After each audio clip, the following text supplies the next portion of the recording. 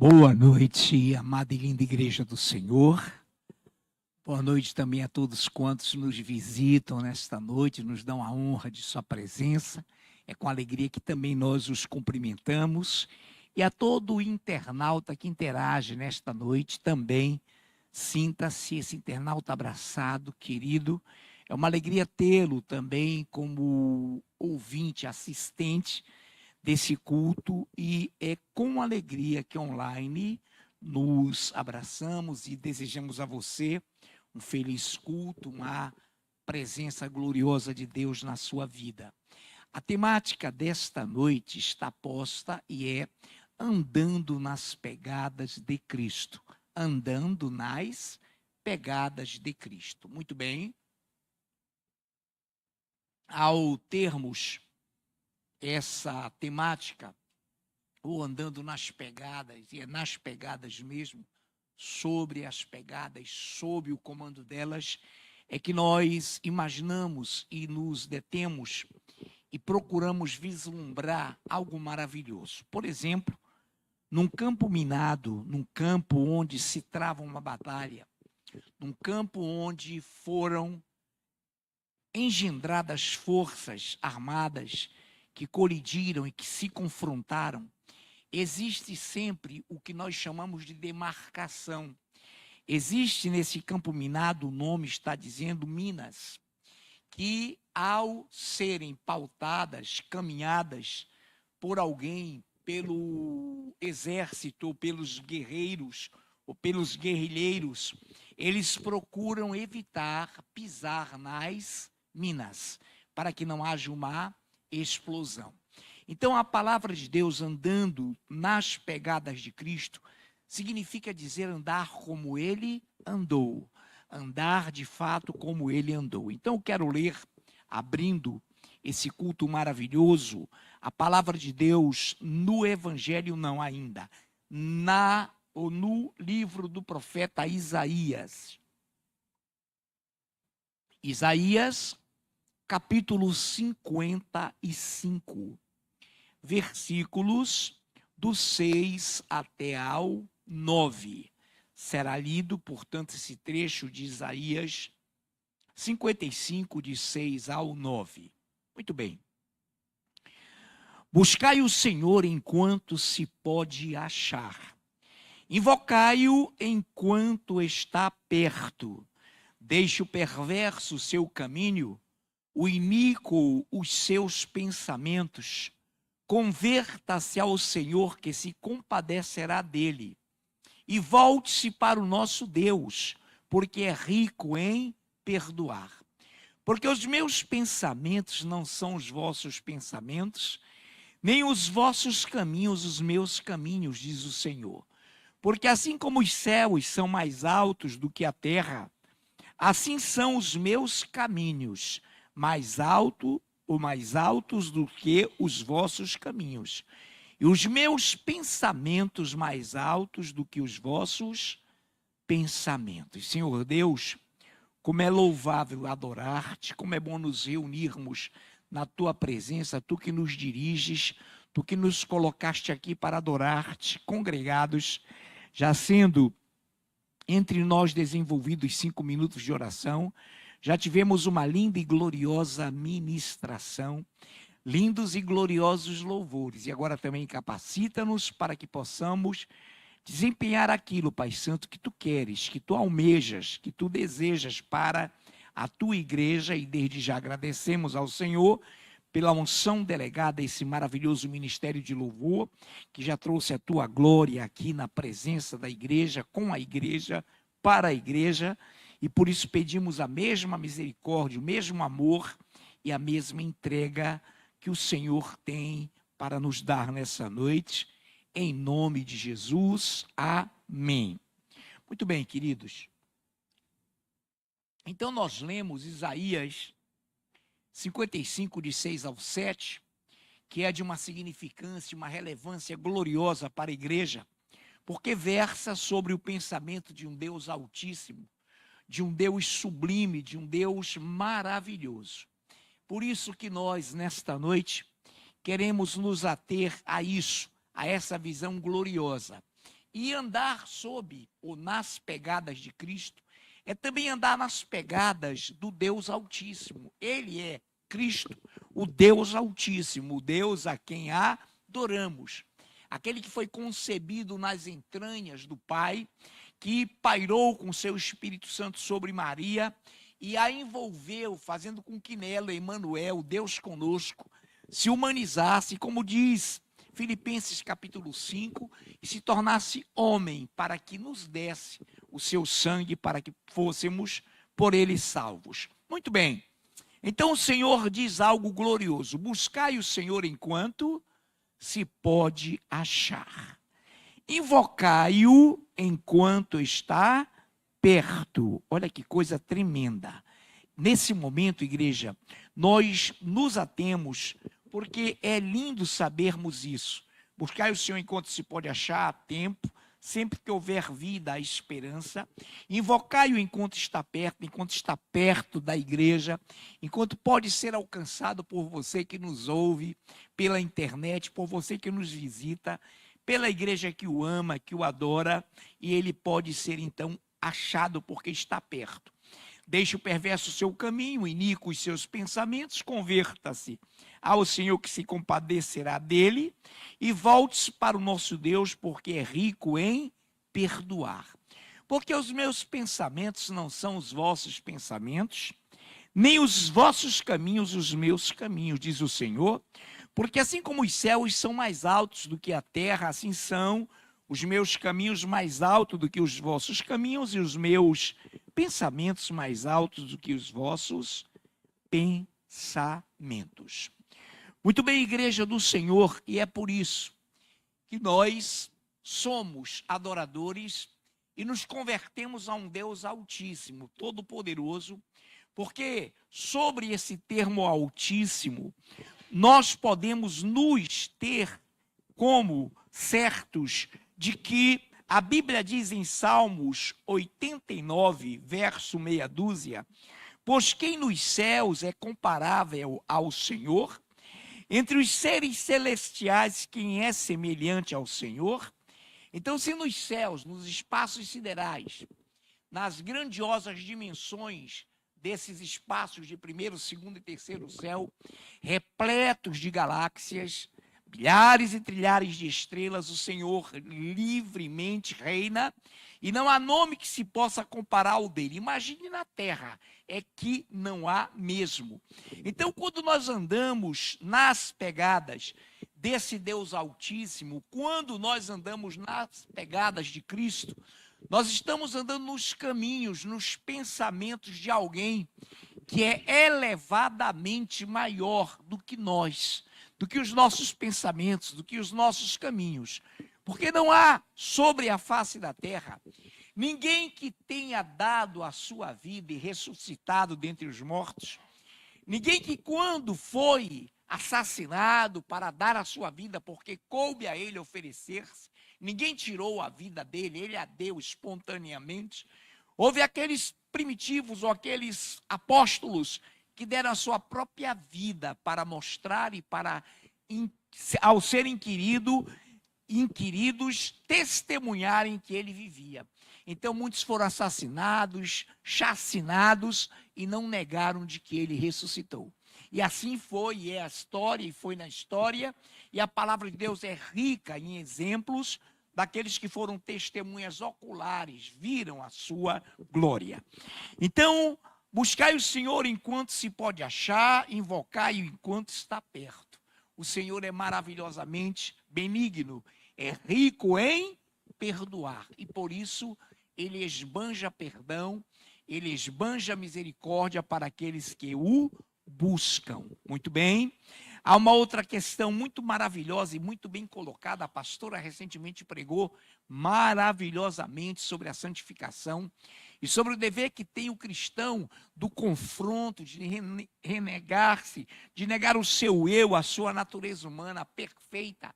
Isso é maravilhoso sabermos, e também sabermos que quando o Senhor vê você nesse processo de purificação, nesse processo de santificação para servi-lo, ele se alegra. Ele se alegra. E É por isso que nos Salmos 15, verso 3, quanto aos santos que há na terra, são eles os notáveis, nos quais tenho todo o meu prazer. Vou repetir. Quanto aos santos, quanto aos separados que há na terra, são eles os notáveis e nos quais eu tenho todo o meu prazer. Então a alegria do Senhor, quando deu sua vida, Isaías 53 registra que ele se alegrou com o seu sacrifício e viu que foi satisfatório. Em Hebreus diz que ele, em troca da alegria que lhe estava proposta, suportou a cruz e não fez caso da ignomínia e não fez caso da vergonha. E está hoje assentado à destra do Todo-Poderoso. Então é bom sabermos e relembrarmos isso, de que o nosso Deus tem alegria nos seus santos, tem prazer nos seus santos, aos quais ele chama de notáveis. Então é lindo sabermos que ao renunciar, ao sofrermos um confronto e ao termos que renunciar à nossa natureza humana, nos tornamos santificados, santos. E para que não paire nenhuma dúvida ao internauta que nos assiste, ou porventura alguém que nos visite e não tem essa dimensão, santo não foi alguém que foi canonizado, sobre quem pairou uma auréola, ou um manto, ou uma virtude de ter, por exemplo, feito bem a tantas e inúmeras pessoas. Não. Para Deus, santo é aquele que por ele se rendeu, por ele se integrou, deixou seu caminho de perversidade, aperfeiçoou, retificou os seus caminhos e passou a acompanhar os pensamentos e os caminhos de Deus, que são mais elevados que os nossos. Então, o santo não é um título, não é um galardão dado, oferendado por nenhuma instituição religiosa terrena, mas é um título dado por Deus. Então ele fala de forma linda, quanto aos santos que há na terra, são eles os notáveis, nos quais tenho todo o meu prazer. Você tem alegria e não fez caso da vergonha que o mundo te impôs, ao saber que você renegou a sua natureza humana, ao saber que você não é mais deste mundo. Alguém diz, você é um fantasma? Não. Ao saber que você não tem mais prazer no pecado. Não, irmãos, se você não tem essa alegria, tenha. Porque quem passou por esse processo, o Senhor chama de notáveis. Quantos notáveis tem aqui nessa noite? Quantos aqui nesta noite são o prazer de Deus? Quantos aqui nesta noite sabem que pela vida que ele entregou, pela vergonha da cruz, ele com alegria suportou aquilo por saber que estaríamos com ele, amém? Então nós somos os notáveis da terra. Você não é qualquer um, você é o notável. Vocês são os notáveis da terra, porque se santificaram e estão se santificando no Senhor. Então é motivo de alegria servir a esse Deus. O processo de entrega, de confronto, de renúncia é doloroso, mas o processo que ele reconhece e que ele reconhece o teu sacrifício também é glorioso, a ponto de te chamar de santo, de notável, daquele a quem ele tem todo o seu prazer. Não é qualquer prazer, é todo o seu prazer. Então a igreja é tão amada por ele que nela ele tem todo o seu prazer. Irmãos, sabe o que nos comove, o que nos remonta e nos balança por dentro? É que nós temos que ter a noção do que estamos falando. É de que a palavra é verdade. Então olha o que eu estou dizendo, que ele te ama e te chama de notável. Amados, não alegrar-se com isso é o quê? É uma total isenção de quem ele é. É uma total ignorância do que ele significa. Ele é Deus. E os seus pensamentos são mais elevados que os nossos. E os seus caminhos tão mais elevados que os nossos também. Então esse Deus é quem nos designa, é quem nos diz que a ele somos notáveis. E neles, diz o Senhor, eu tenho todo o meu prazer. Que coisa gloriosa. Nos Salmos 9, de 1 a 4, o Senhor nos diz algo belo, algo glorioso também. Louvar-te-ei, Senhor, de todo o meu coração. Cantarei todas as tuas maravilhas. Alegrar-me-ei e exultarei em ti. Ao teu nome, ó Altíssimo, eu cantarei louvores. Pois, ao retrocederem os meus inimigos, tropeçaram ou tropeçam e somem-se da tua presença, porque sustentas o meu direito e a minha causa. No trono te assentas e julgas retamente. É por ele assentar-se no trono de justiça, é por sabermos que ele é justo, que ele é fiel, que nada refoge à sua presença, ao seu juízo. É por sabermos que ele dará sempre a sua última palavra sobre quaisquer que sejam os assuntos. É por ser o alfa e o ômega, o princípio e o fim, que nós temos nele toda a nossa alegria. Que nós torcemos por ele, e é por isso que ele está nesse trono sublime. Louvar-te-ei, Senhor, de todo o meu coração. Quem dera a humanidade fizesse isso, mas são poucos. São aqueles que foram escolhidos, chamados, que renunciaram. Cantarei em ti, ao teu nome, e exultarei em ti. Ao teu nome, ó Altíssimo, eu cantarei louvores, pois ao retrocederem os meus inimigos tropeçam e somem-se na tua presença, porque sustentas o meu direito e a minha causa. No trono te assentas e julgas retamente. Bem-aventurado o brasileiro, o espanhol, o dinamarquês, o norueguês, que crê no Senhor, por ser ele o justo juiz, por ser ele o reto juiz. Por isso, irmãos, devemos louvá-lo, cantar, exaltá-lo, alegremo-nos com ele, porque ele é a razão da nossa alegria. Ele próprio se alegrou com seu sacrifício. Ele próprio, quero repetir e ser bem enfático, em troca da alegria que lhe estava proposta, que era de pegar a sua igreja, comprá-la com seu sangue, suportou a morte, morte de cruz. Por isso a ele toda a honra, a ele toda a glória, a ele todo o louvor, porque só ele é Deus, o Altíssimo. Não há nome que a ele se compare. Muito bem. Nos Salmos 81, versículos de 13 a 14, diz algo tremendo. Ah, se o meu povo me escutasse, se Israel andasse nos meus caminhos, eu de pronto lhe abateria o inimigo e deitaria a mão contra os seus adversários. Olha que coisa linda. Ah, é uma exclamação, não é uma palavra amebenta, ridícula, diarreica, não. É uma palavra de brado, de vibração. Ah, se o meu povo me escutasse, ouve isso. Se Israel andasse nos meus caminhos, eu de pronto lhe abateria o inimigo e deitaria a mão contra os seus adversários. Aqui ele fala diretamente com Israel, figura geográfica, figura circunscrita lá no Oriente, e ele fala, se Israel me ouvisse e andasse nos meus caminhos. Israel, a Bíblia diz em Ezequiel, se rebelou, se desviou, e saiu profanando o nome do Senhor entre as nações. Israel foi exilado por várias vezes, e o fez, e foi para o exílio, por causa da sua perfídia, da sua traição, da sua total independência de Deus. Olha lá, independência, era para ser independentes. E Deus os viu, e Deus mandou seu filho. E ao filho não deram caso, não fizeram menção, não fizeram honra.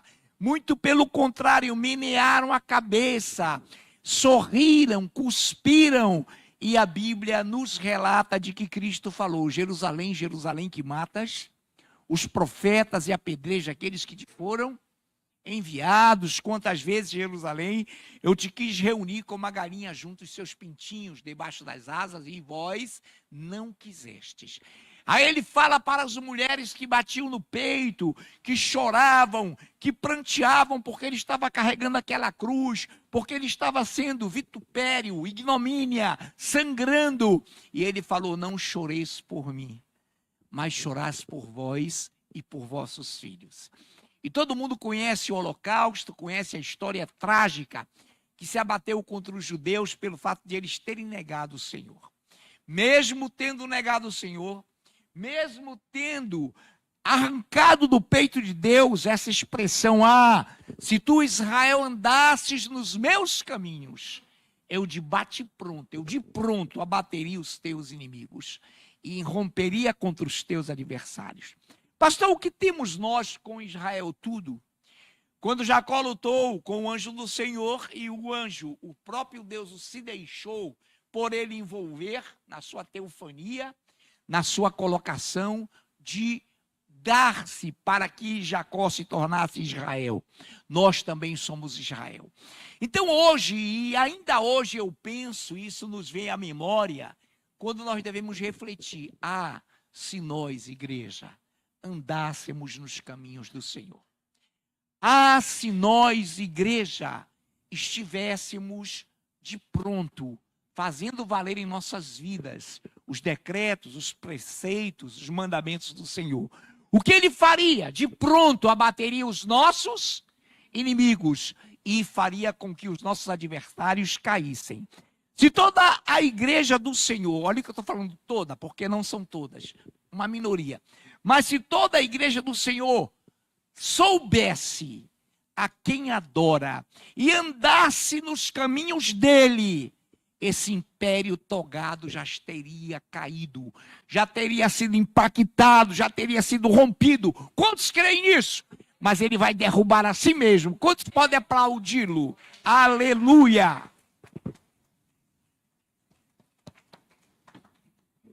Glórias ao Rei, glórias ao Senhor. Muito bem.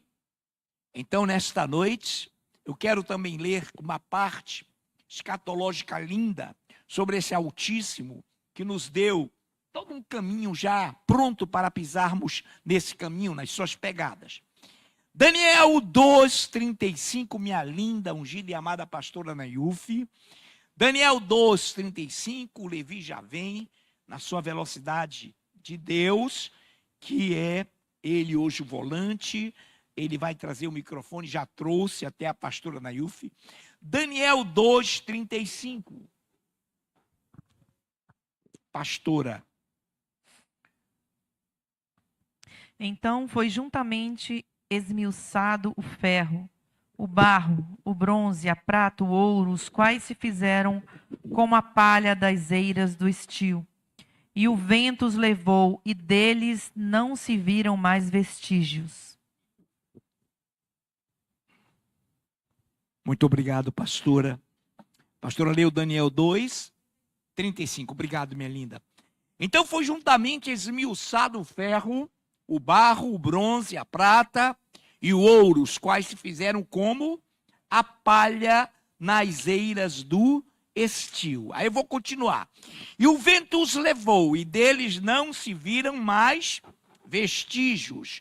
Mas eu continuo. Mas a pedra que feriu a estátua se tornou uma grande ou em grande montanha que encheu toda a terra. Esse é o reino que vai abater-se sobre os pés da estátua do sonho profético de Nabucodonosor. Ali Deus deu a Nabucodonosor, olha que coisa linda, olha que profecia maravilhosa já cumprida, vaticínio. Deus estava no seu trono, obviamente, móvel, ele é onisciente, onipresente, onipotente, presciente. E ele estava e está sempre nessa condição.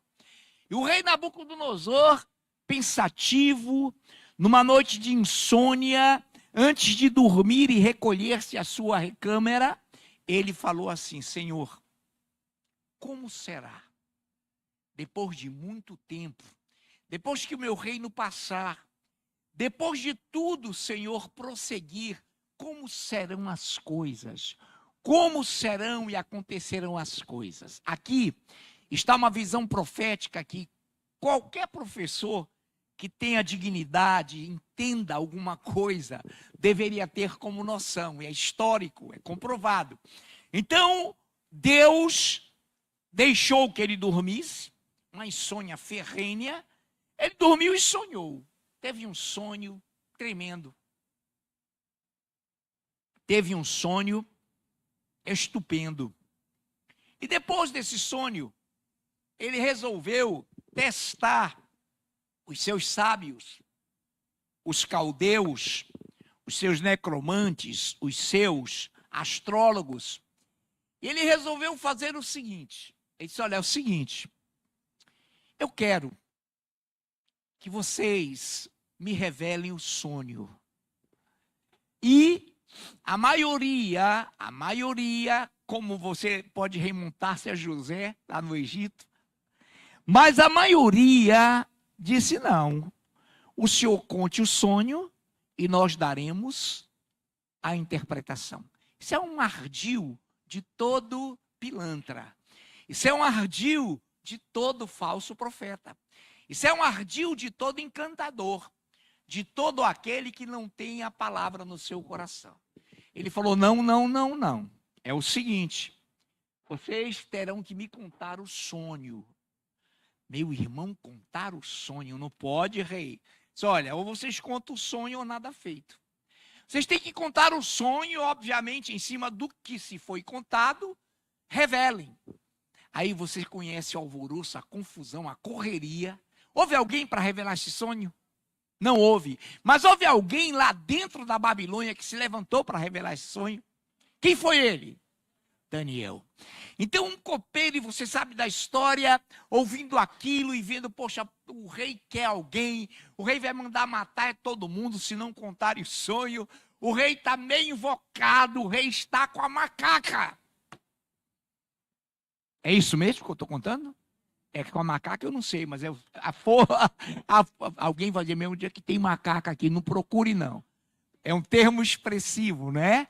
Amados, Daniel veio, contou o sonho e deu a sua interpretação.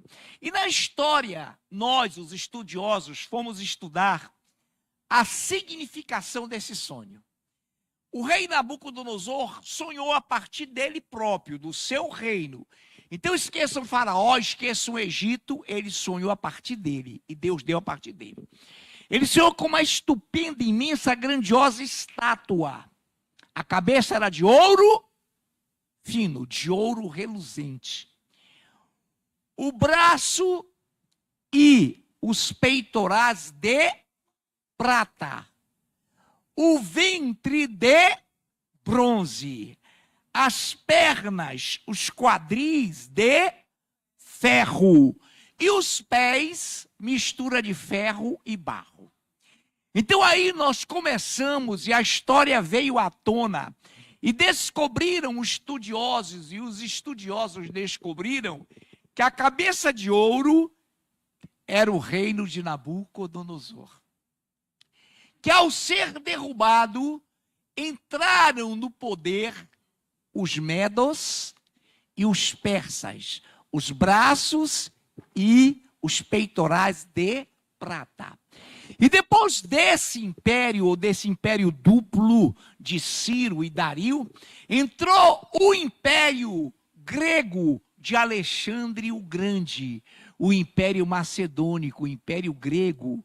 E depois da queda desse império, surgiram as pernas de ferro, o Império Romano do Oriente e o Império Romano do Ocidente.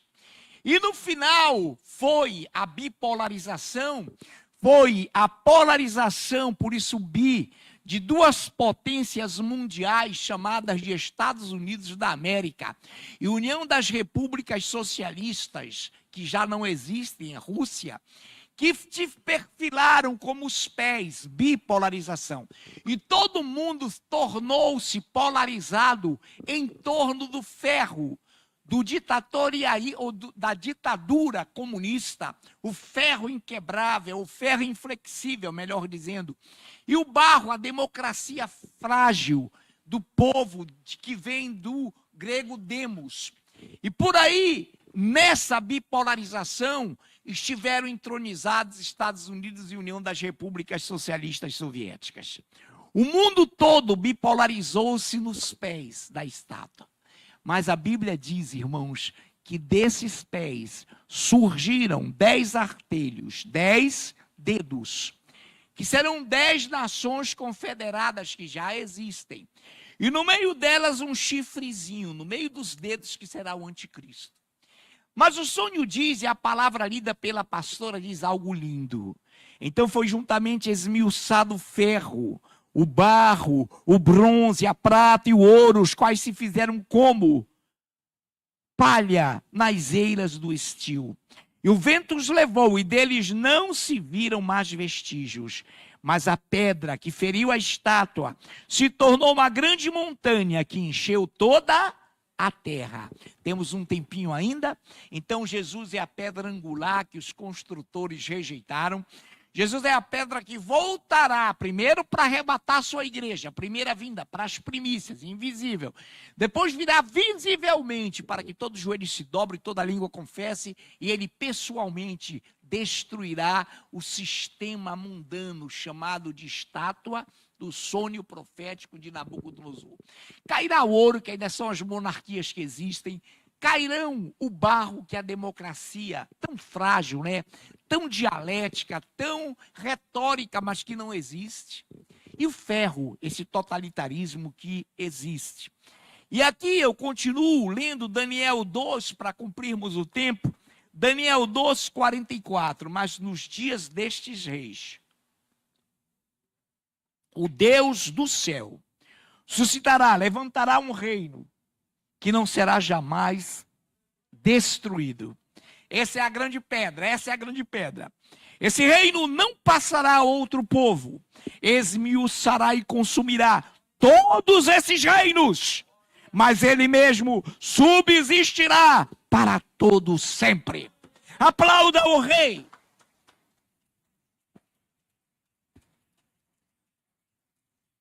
E aqui ainda temos tempo em Daniel 7, 26 a 27. Mas depois se assentará o tribunal para lhe tirar o domínio, para destruir e consumir até o fim. O reino e o domínio e a majestade dos reinos debaixo da terra, de todo o céu, serão dados ao povo dos santos do Altíssimo. E o seu reino será reino eterno, e todos os domínios o servirão e lhe obedecerão. Tu serás amado, tu serás notabilizado, tu serás notável. Todas as nações ficarão debaixo dos teus pés, porque Cristo estará contigo, porque ele reunirá o seu povo. Concluo em Salmos 91, tão conhecido, tão glorioso, esse salmo de número 91. De 14 a 16. Porque a mim se apegou com amor. Apegue-se a Deus com amor, igreja. Porque a mim se apegou com amor, eu o livrarei. Pô-lo-ei a salvo, porque conhece o meu nome. Ele me invocará e eu lhe responderei. Na sua angústia eu estarei com ele. Livrá-lo-ei e o glorificarei. Saciá-lo-ei com longevidade e lhe mostrarei a minha salvação. Ele é Deus, ele é Deus, ele está aqui. Eu quero terminar dentro do tempo com Abacuque 3,19. Abacuque 3,19. Abacuque significa abraço ardente.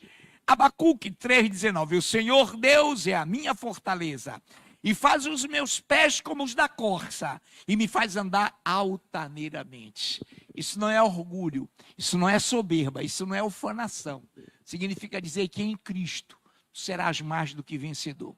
Em Cristo serás notável. Em Cristo serão em ti e por ti todo joelho se dobrará, porque o Senhor reinará e nós seremos o júri do grande tribunal, do juízo final. A igreja será o júri, toda glorificada, porque só o Senhor é Deus. Pai Santo, somos os teus notáveis.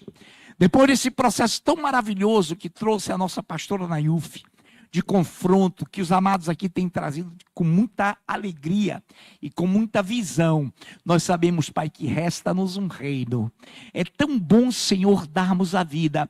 É tão bom, Pai, sofrermos ignomínia, mas não levarmos em casa essa vergonha, porque nos está reservada a eternidade contigo.